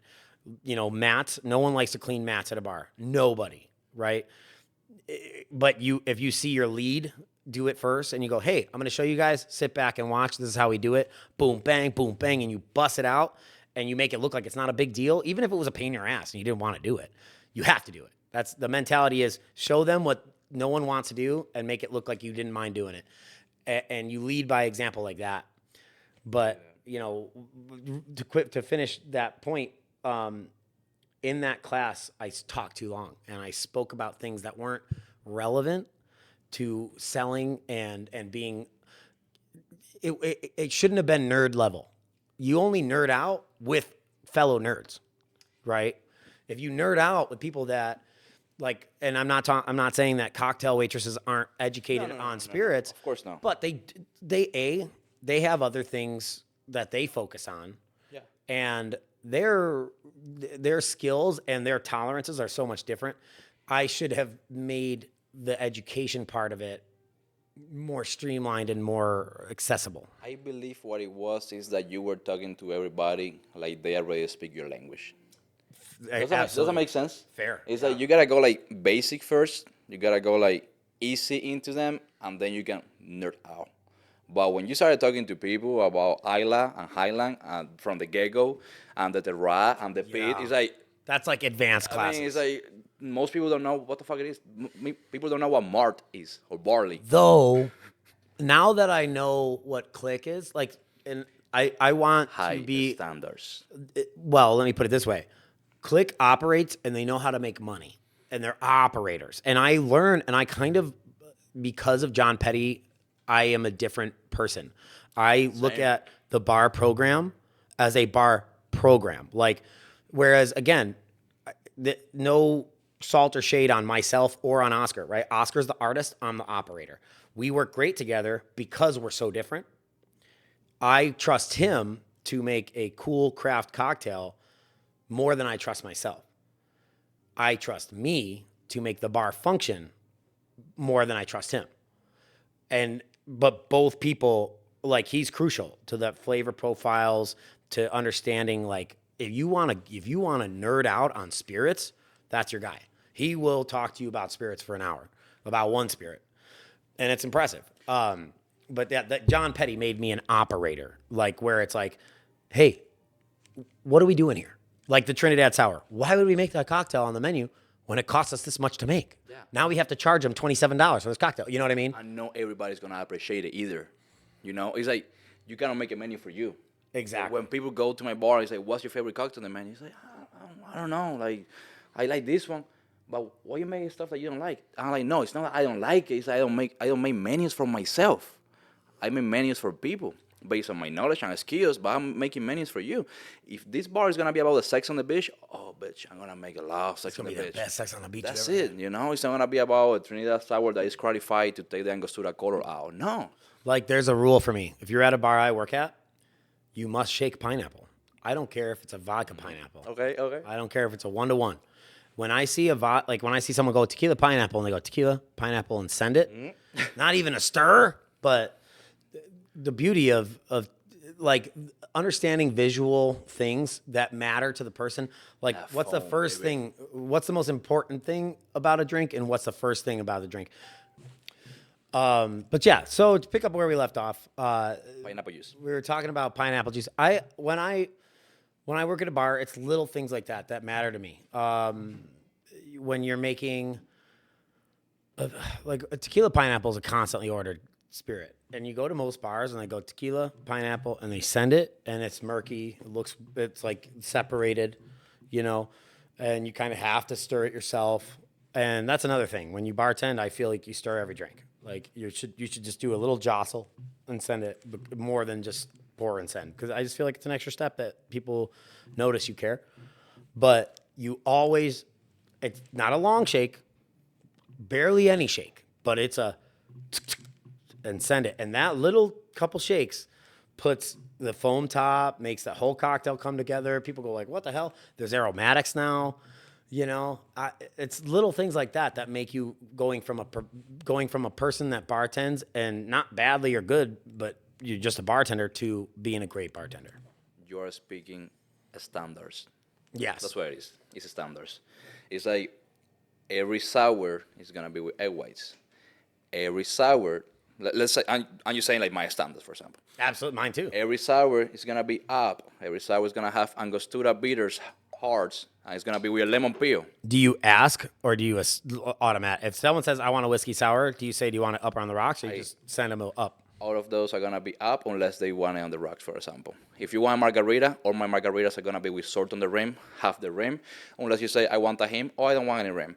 Sometimes you can ask, but it's not about the bartender asking the person over here. It's the server that sometimes goes like, hey sir, what are you drinking? Oh, I'm drinking a margarita. You want it on the rocks or frozen? I want it on the rocks. Would you like to get sour, sugar, or tahim? I want sour. What tequila would you like to get? Oh, I want this one. Do you want to do Cadillac, skinny? You're asking so many questions that it is overwhelming. It's overwhelming for the consumer. You know, if you ask me, hey, I want to do a margarita. You want to do a large one, right? On the rocks, Cadillac margarita with Grammarly on top. Yeah, that's great. If the customer doesn't want it, he's gonna let me know. Hey, I don't want Grand Marnier. I don't want sort. It's like chicken wings. Most people eat chicken wings. I don't know that I feel that way though. Only because I feel like the customer sometimes doesn't know what they want. Yeah, but when you ask him many questions, you're making it even more overwhelming. So the way that I operate for the most part, I'm telling you what you want because 90% of the time, based on what people do, it's always the same. Chicken wings come with ranch. So I don't even ask if you want blue cheese. I go like, would you like to get ranch? Like, I'm telling you, you want ranch. Make sense what I'm saying? And if you don't want ranch, you're going to be like, no, I want to do blue cheese. I like blue cheese. Or do you have blue cheese? So I always tell people, I used to work for Petteis, for example. Funny enough. And they would order chicken wings, and I'm like, all right, we're going to be doing. I can't even picture you at a PT's now. Yeah, I can. I mean, except for the fact that you do have like that gym guy look too. Yeah. We can talk about it in another podcast, how I got there if you want to. But yeah, like people come like, hey, we want to order chicken wings. We got 5, 10, or 15. I would go like, all right, you want to do 10 chicken wings, crispy, extra crispy, sauce on the side with ranch. 90% of the people, they go, yes. Only like 10% go like, no, let me do blue cheese and barbecue on the wings. Let me do like buff. You know what I mean? But you guided them. You always want like that buffalo and that there. ranch, baby. Yeah. Buffalo and ranch. That's what it is for the most part. If you talk to an East Coaster, especially from like New York, and you're like, if you say ranch with your chicken wings, they freak the fuck out. Good to know. Dude, my cousin, he's like, you fucking only do blue cheese. Good to know. Yeah, Hey, blue good to cheese, know. especially like Buffalo, Rochester, East, like upstate New Yorkers, man. Because I work in like 5 Mexican restaurants. Mona Rosa, Leticia's, Casa Don Juan, Señor Frogs. Those are like 4 from the top of my head. And when you see a ticket from a server that is a margarita with a bunch of fucking shit, like on the rocks, tahini, skinny, but make a fucking Cadillac at the same time, that's why you create standards. You know what I mean? In order to make service and quality be as speed. Absolutely. That's why it is. That's why we got pre-batches. Pre-batches is to be efficient and keeping the quality. And I'd like to touch on that too. Batching is an important part of any high volume craft bar. It seems less crafty, right? Because you have 3 spirits or 2 spirits and a whatever put in there. And honestly, at Gatsby's, I put the sugars in there because we're burning through cocktails so fast that all I want to do is add citrus and bitters. And that's how, you know, a guest that's being a stickler might say like, oh, that came out of like you pre-batched it, like it's a little less like crafty, right?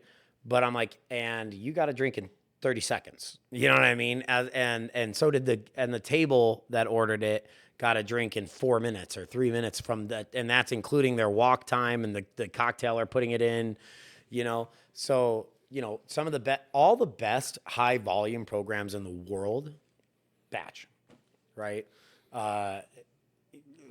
There's bars that would never consider it ever.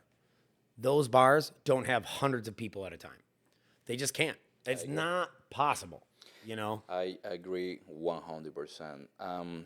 For the most part, when it comes down to batching, I also try to have a standard on that one. Like everybody, you know? But my standard is if the customer is at a table, like I send the old-fashioned pre-batch, for example. But if the customer is in front of the bar, I presume that customer wants to see the art and the craftsmanship that comes into bartending. Of course. So I would try to do like that wild turkey old-fashioned.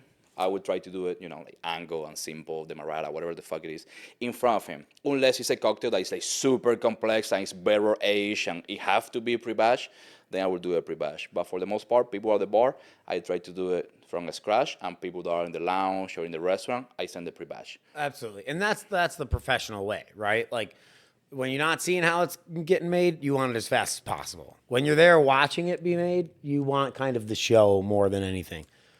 I always tell people when I train somebody, I always say whenever possible, and whenever possible means whenever possible do this, but at the same time, sometimes shit goes off the window. That's And I don't mean like shit goes off the window that you're gonna grab a glass and put it inside the well to get ice. Not like that. Like don't push it. Some people fucking push it, but sometimes shit go off the window and it's like hurry the fuck up. These people need their drinks. You know, like that's what they want. They don't give a shit about the orange peel if it looks perfect or not. Like everybody, like wouldn't you like to have all your orange peels like nice and trim? But sometimes shit goes out the window. You don't got any orange peels. Like fuck it, bro. I know you I'm want the I'm drink. expressing that bitch. I'm just sending it. Don't call me on it. But it's reality. And every bartender, sometimes every once in a while, you have to do it. That's the interesting thing now. Let's switch spots. I'm gonna make one more cocktail. Oh, he's making more cocktails. We spoke to the things I really want to talk about, which, mixology versus a bartender, and Which is good because, like, to some degree, we disagree. Well, we didn't disagree. You were just adding more to my point. Well, When you were saying, like, nobody needs to know, not everybody knows, like, 200 cocktails. And I'm like, well, that's not what I meant either. But you're saying, I don't know how to make Alabama Slammer. But, so I like that it's not like we just, like, being, like, agreeing with each other 100% of the time. It's like, hey, I saying, like, I agree with you, but I got this different point of view, which I think that's fucking awesome. there's one thing I said I wish I hadn't said, but other than that, What was it? About the Campari well, with the we're red gonna call foil? it, yeah. I don't like to call out one of my favorite brands, but at the same time, the whole idea of this experiment that we're endeavoring is I'm sick of the Instagram. Don't get me wrong. There's a place, and they're very successful people doing Instagram stuff and short form content, and I'll do short form stuff. But at the end of the day, I really want to humble bartending a little bit. I feel like we've gotten a little hoity-toity. Like you said, I'm a mixologist. I have my apron with my curved mustache, and I know I'm going to teach you when you come to my bar. But most people aren't coming to your bar to be taught. And I'm not going to say the name of the person that I have this disagreement with. He knows who he is. You can say later. Yeah, I'll tell you. But I have a philosophical, total opposite view than this person. He says when you come to his bar, like it's his job to inform you. Like, if someone orders a drink and they order it wrong, he'll call you out. And to me, that's not bartending. That might be mixologizing. Like he actually might be a mixologist, which is why people hate that term, because they think of this is how we do it. And it's like, technically, the way you drink is however the fuck you like to drink. That's my belief. So when I do tastings and educations for people all the time, and they'll be like, well, is it wrong that I put a cube on here or whatever? And I'm like, it's not wrong if that's how you enjoy it. And that's all that matters. We're here ingesting alcohol. So fuck you if someone wants to be super particular and tell you how you're drinking wrong, or, oh, that's not how you order. Don't get me wrong. I do want you to order correctly. But when you're at my bar, I am there to make you look good. I am there to make your night exceptional. When you're with a date, especially, man or woman, but it's easy for me to connotate to a man because I go, all right, the guy wants to look like the man. So I will take all the hits. If a mistake happens, if he talks out of turn and around me, I'm going to try to cover him. Mm-hmm. That's bartending. Bartending to me is the person in front of you, you're giving them the best experience and the best time that you could possibly give them, regardless of your ego, what you know. Now, some people's best experience is going to be, getting educated like that. But those people tell you. They almost come there to joust with you about it. They're I did a Pappy Van. It was Pappy 15, Old Fitz 10, and Weller 12 tasting. A couple people, that was pretty cool. Yeah. A couple of those people there couldn't wait to stump me. You know what I mean? Those are the people that you do that education like, hey, actually, you know what I mean? Because if you stump them, they're going to be like, whoa, you're the genius. But if you don't stump them, you learn something, you know. But otherwise, most people want to look like a badass or look cool at the bar. They're not out there to be taught, you know. So this is why this is gonna take like I gotta come back here. And I already know I'm gonna be back here in another Hell time. yeah, you will. Because there's a bunch of shit that we can talk about that. This guy that you're talking about, he says that his job is to educate people, right? Yeah. I always tell everybody, only educate when people are willing to be educated. And I make pretty bad analogies with my staff, with my friends. For example, alcohol, cigars, or whatever it might be. I always tell people, if somebody wants to like cut the cigar the wrong way and light it the wrong way, and they want to like drink beer, however the fuck they want to do it, hey, you don't tell me how to fuck my wife, I won't tell you how to fuck yours. That's it. I know it sounds fucked up, but whatever you fuck doesn't make me come. You drink it however the fuck you want to drink it. That's why I like the podcast. I can say how it is. Absolutely. You know what I mean? But that's a pretty easy cocktail to make, by the way. But that's the reality. You know what I mean? I hate when people go like, Cocktails. cheers. I was like, we don't have that much time. Let's just enjoy some good spirits. This 1920 Old Forester is incredible. It's an old recipe that they used, and it's wonderful. I would do no justice to talk about it in hyphenated form right now. So yeah, please enjoy. I hope you like it. And if you haven't had this before, check it out. It's one of their best marks, in my opinion. But yeah, to your point, I agree 100% with you. You're here to give experience. Nobody's gonna remember if the brand of the Orgeat was Liquid Alchemist or if it was Dress to Drink. Was the cocktail good? Yeah. Was it good? How do you make me feel? That's it. That's it. How did that bartender make me feel? They're not gonna remember the decor of the place. That helps. But at the same time, that's not what you're going home with. You're going to like, man, that guy was dope as fuck. You know what I mean? I went to a bar, which, by the way, you work at that bar for a while. You're not there anymore. I'm not gonna say the name. And I Say it, I don't care. No. Okay. It's fine. I'm gonna tell you later. I sat down, and me and my girlfriend, and I ordered a mojito. And this guy, maybe people are gonna give me shit on the fucking comments, but this guy grabbed lime cutters. He threw a couple limes in the shaker. He beat the fuck out of those limes. He threw some mint. He shook the fuck out of that. That looked like a cilantro soup instead of a mojito. He dumped that Wait, little bits? He didn't double strain it? Fuck no. He literally, and the guy is like, oh, this is the best mojito you're ever gonna have in your life. Like, he's telling me that. Damn. And my girlfriend knows me that I get like, you know, like my traps start getting bigger, these veins are showing up, and I used to be shredded before, and these fucking veins started out. and like, I was like, I cannot have it anymore. I'm like, no, bro, I don't think that's a mojito. That's not what Cuban would say is a mojito. He said, this is the American way. And like, many people like to say the American way when we fucking shit up. Like, this margarita is the American way.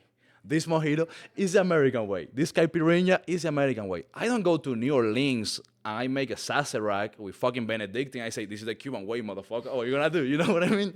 You don't do that, bro. That's why, again, you gotta respect the classics. If you don't know it, there is nothing wrong with being like, hey, bro, I don't know how to make an Alabama Slammer. No, That's important to me. absolutely. You don't. I'm gonna look it up. Fuck yeah. And I would. I'd rather that than a person make me some garbage. I would that I appreciate did you. not expect. I would appreciate it. Let me check. Yeah, I would appreciate it if you tell me that. But bartenders, we got egos. 100%. We got fucking egos, bro. Like, we are chefs. We are liquid chef. You know, if you go to a chef and you go like, I don't know, man, I seen it's under season. It's like, but you don't know what you're talking about. Bartenders are the same way. Like, if he makes a cocktail, I go like, hey, G, I believe. Well, not right now. Like, we fucking great. But, I mean, we're great friends.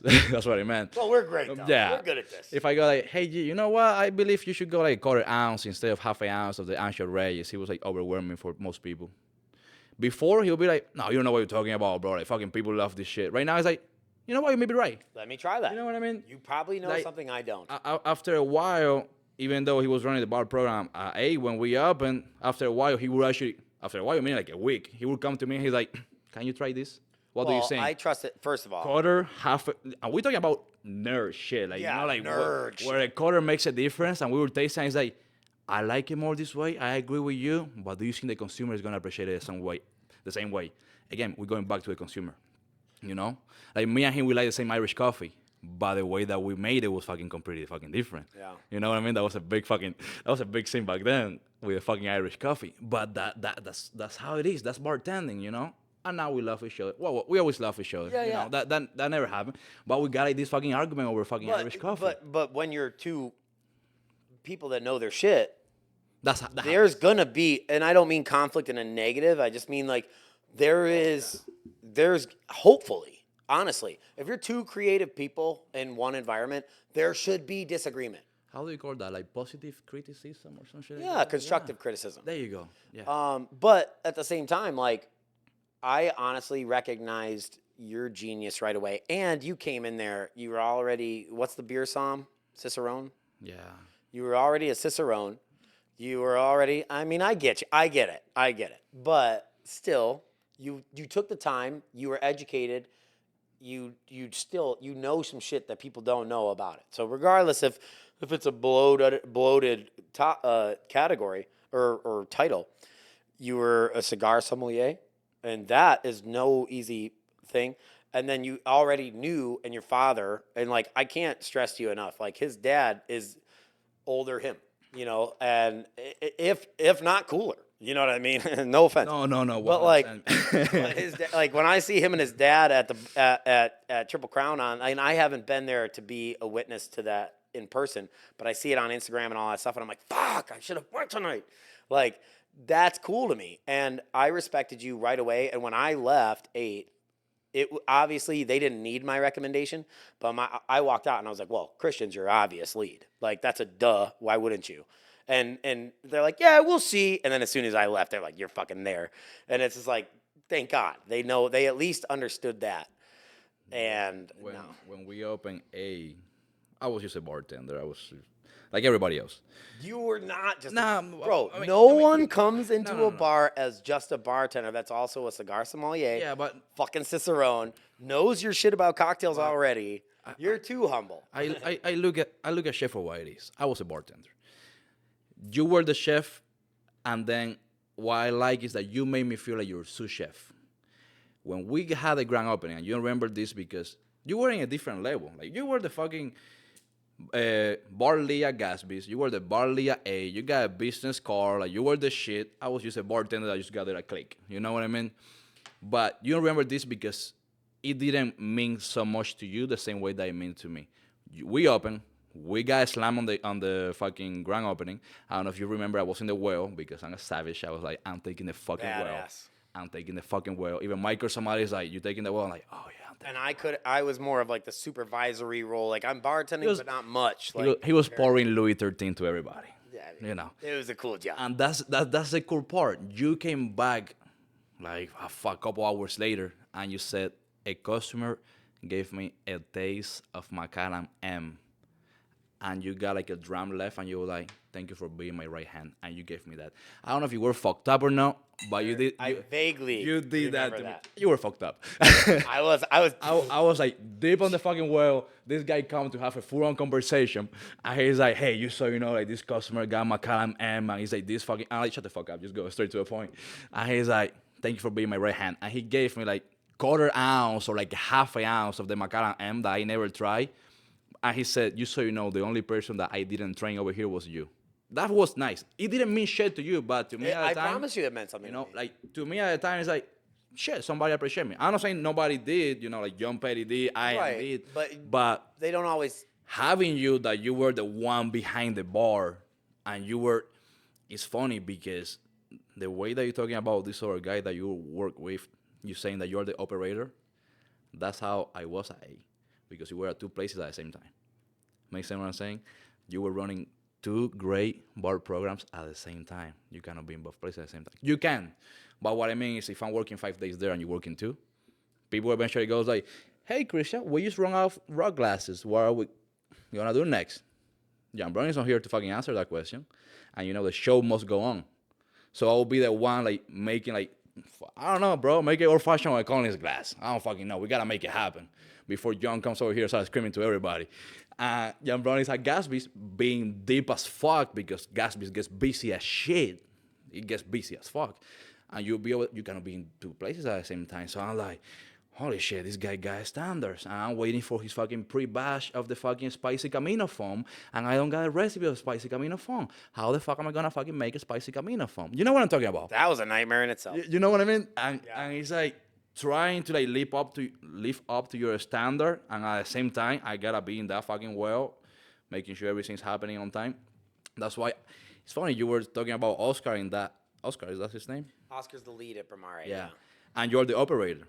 And it's like, it's funny because in my head, you were the perfectionist back then. And like, I was the one like, oh, we gotta make it happen. Like, we gotta make it happen. Like, Jan Brownie likes to like be doing this to perfection. But I know Jan. No, I'm still a perfectionist. No, we are. We both at are. My rest, at Bramare, I no longer, if I can't, and we're gonna close on this and salute out, but I no longer can be. If I'm going to be a lead of a program, I'm going to be there so much that I don't have time for other stuff. And I have just so much other things. Raise the Bar is going to be my retirement, is going to be my end of life. Like, I'll do that till I'm dead company. So when I started Raise the Bar in 2017, right? It was an afterthought. I just thought I should things I thought were the right move. But I started it. I didn't take it seriously or do anything with it until the last couple of years. So I've had this LLC forever. But because I was in the lead of so many different spots and like I lived in those buildings, especially Gatsby's in 8 was even worse because I would leave Gatsby's. I would go to 8. I would live in Resorts World for 12 to 14 hours every day, 6 days a week, So. Oh, I know. I don't want to say I got burnt out from that, but I wasn't giving what my future is anytime. And that's okay if your future is where you're at, but my future wasn't, and I do sometimes regret it because I wish like 8 Cigar Lounge, that's such a special place to me, and Gatsby's special too in its own way, but 8 to me is the thing that will never go away. So A was more important to you. Well, also I made 8. Like Yeah. Austin designs 8. I made the bar program. John Pettei decides what goes in and how high end they want on spirits.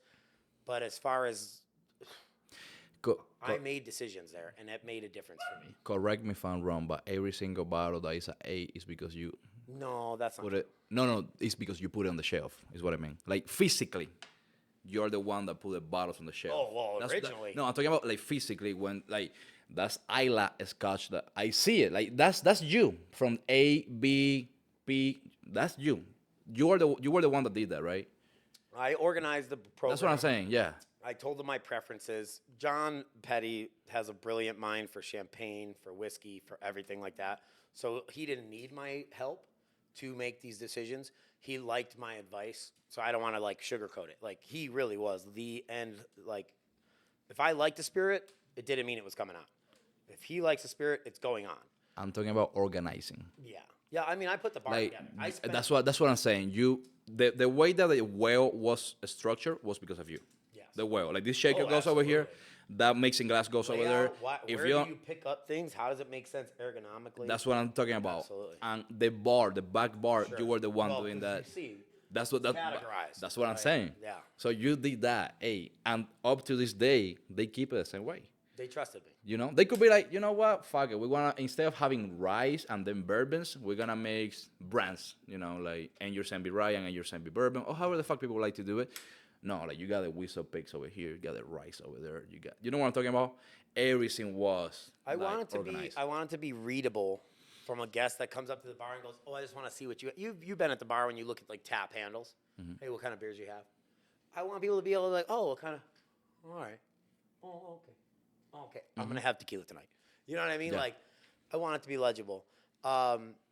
You're gonna have to come back because this conversation, we're cutting it short. Yeah. We're cutting it short. We could do this for 5 more hours. I don't know for how long we've been doing this already. It's been a couple. Holy shit. Salud. Salud, bro. Thank Salud. you. Appreciate you, my friend. Of course. Thank you for having Appreciate me, our man. guests. Thank you so much, dude. Really, I can't like you. I I appreciate can't it, wait till you're back.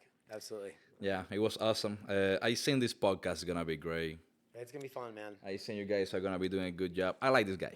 Oh, Kyler. I fuck with this guy. Kyler's amazing. I don't know what he's doing right now, but Quickly I know he's gonna doing some tell. shit. No, I'll save it for another. I'll save it for another one. I'm gonna tell you Kyler's story on a very soon podcast. Have a But- great night. Yeah. Thank you so much. Thank you guys.